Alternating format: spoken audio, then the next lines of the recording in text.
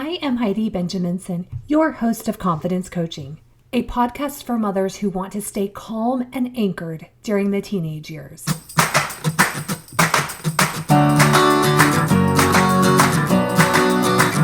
Life isn't a spectator sport. Success comes to those who show up every day with a pocket full of courage, grit, and a little sparkle. I'm glad you're here.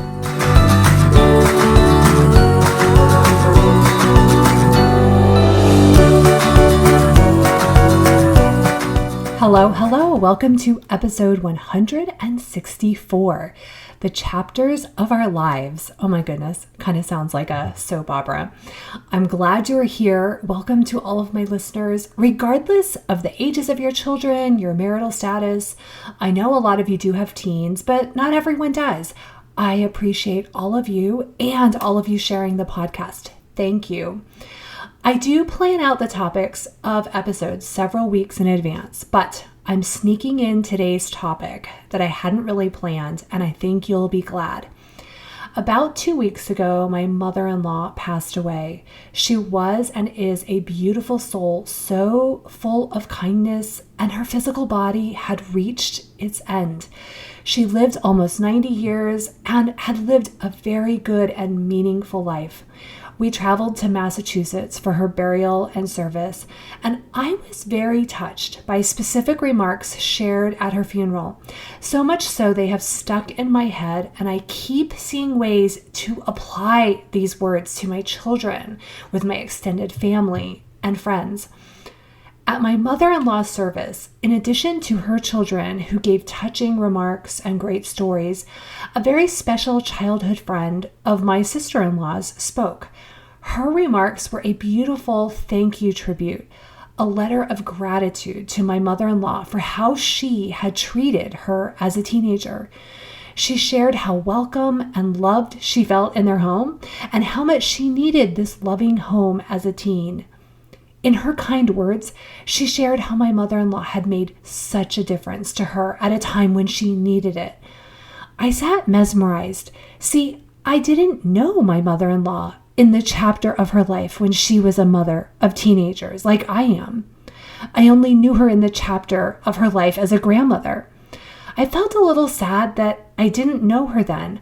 I realized I've only known my mother-in-law in the last 27 years of her 90 years. I only saw the end of the story, the last chapters. There were so many I didn't see. I did see beautiful chapters of her being a matriarch and a loving grandmother, but I sat wondering how she was as a mother of teens. That chapter was so different from other chapters of her life. I pictured her making tons of food for her family and all of their friends. I pictured her at the sink in her kitchen working hard while everyone else just assumed that she likes to work like all teens do.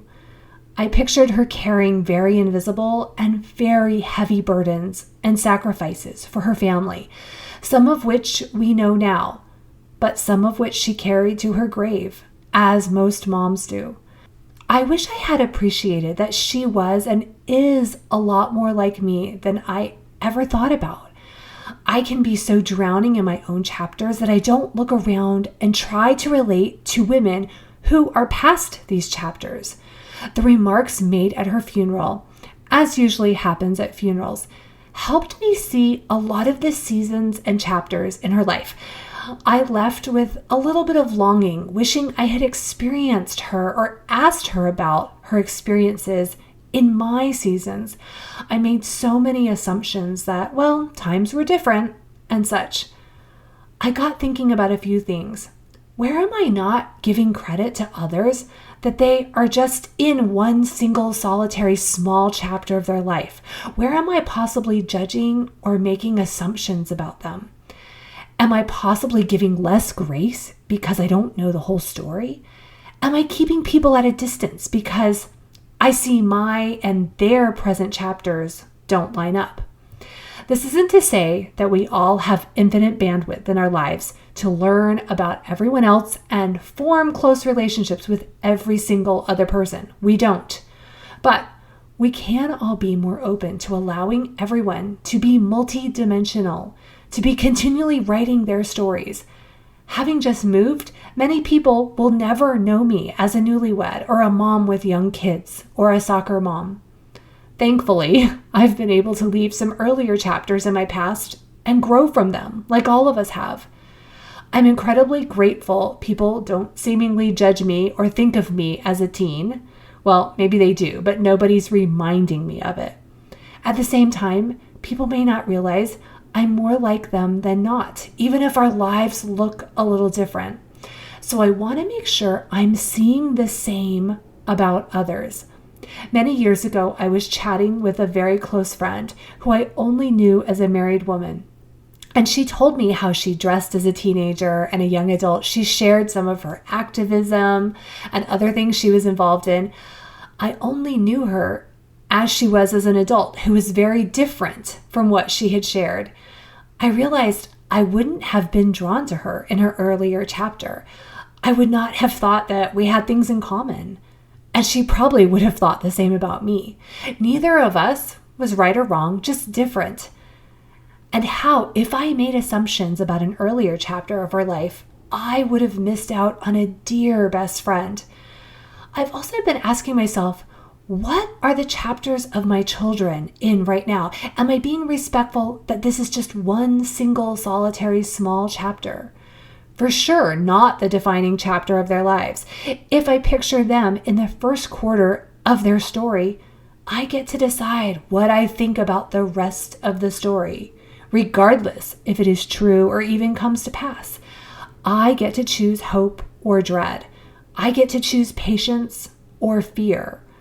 I want to choose a story that will help me project confidence and peace and calm. Every time I give a presentation, I share that we need to all adapt the repeated line in the scriptures, and it came to pass. If we're in hard chapters or our kids are in hard chapters, the chapter will end. It will come to pass. And if the next chapter seems just as hard, possibly there will be new support, new characters in the next chapter. Maybe we will all be stronger from previous life experiences. We may not see growth until we're in new chapters. I'm actively trying to notice all the ways my young adult children have grown. I want to be focused on the growth, not the gaps. Doing this helps me appreciate the chapter that they are in. I know the difficulties will pass eventually, hopefully, and yet I'm trying to find light inside these chapters, mainly because I want to radiate this light to them. I want to feel the hope and the calm of the light. Last week, I was also reading a real book with real chapters, a quick read from my neighborhood book club. I ended up loving the book and bought the sequel, but the funny thing was, as it started, I really didn't like the first half of it. Halfway through, I was thinking, oh, I don't like where this is going, and I think the book is going to be like this other one that I just read, and I didn't really care for the story or the characters. Then the story started to change. New details emerged. The characters changed and things started to come together. I could see meaning in earlier chapters that hadn't made sense. By the end, I loved how it came together and I loved the story. The reality is we usually only see people in a few chapters of their life. Even my husband, I didn't know in past chapters. And my parents, they don't know that much about the details of the adult chapters of my life. It's just how life is. I think we will treat each other with more curiosity and compassion if we keep the perspective that our stories aren't finished. And we all don't want to be judged by one action without context.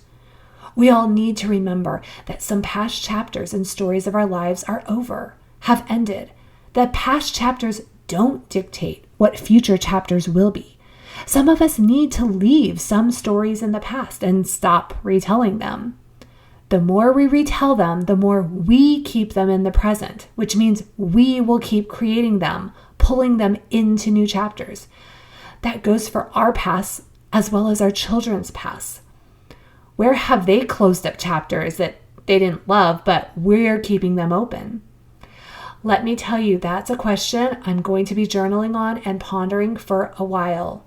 Just like the actual book I was reading Where do I need to allow characters to change? Where do I need to patiently and gracefully keep going and allow change? There are guaranteed to be plot twists and character development that I can't even imagine. Sometimes I see my brain get frustrated at why my kids don't do something the way I do, or why they don't act with wisdom and maturity. And I try to quickly remind myself, I didn't act with maturity at their age. I remind myself it took many years, many more chapters from where my kids are to really learn those lessons. I can't expect them to be in their story where I am now. And our stories just aren't the same. In reality, I'm in some stages right now that are quite enjoyable with my children and friends. Some harder chapters are behind us. All of my kids know how to drive. The middle school drama is behind us. I'm really trying to soak up the enjoyment and loveliness and existing peace to bolster for future chapters which might not be as enjoyable or lovely. We have to stay present and appreciate the good while we have it. My goal is to honor that the present has a purpose and take responsibility that I also get to play a role in writing how the story will end, at least for how I show up for myself and everyone else. I hope this has resonated with you. I hope you've picked up one question to ask yourself to help give you perspective on the current chapter you and your family are in. I've already felt as I do this that I am calmer. I am more peaceful, more trusting, projecting more confidence to my family. I know I'm going to be asking my mom a lot more about how she felt as a mother of teens and young adults. Of course, I was present for that, but I was all in my head and immersed in my own life. I didn't see her as a peer. I didn't see her then as someone who I could relate to. Maybe I could revisit those chapters with her to get some wisdom and insight. That's it for this week. If you would like more calm and hope and less worry in your life, sign up for a free consult call at HeidiBenjaminson.com or DM me on social media and we'll find a good time. A confident mother is the greatest gift to her family, not a perfect mother. Our families want us to feel confident, anchored, and calm. I can help you uncover this version of yourself. Have a great week.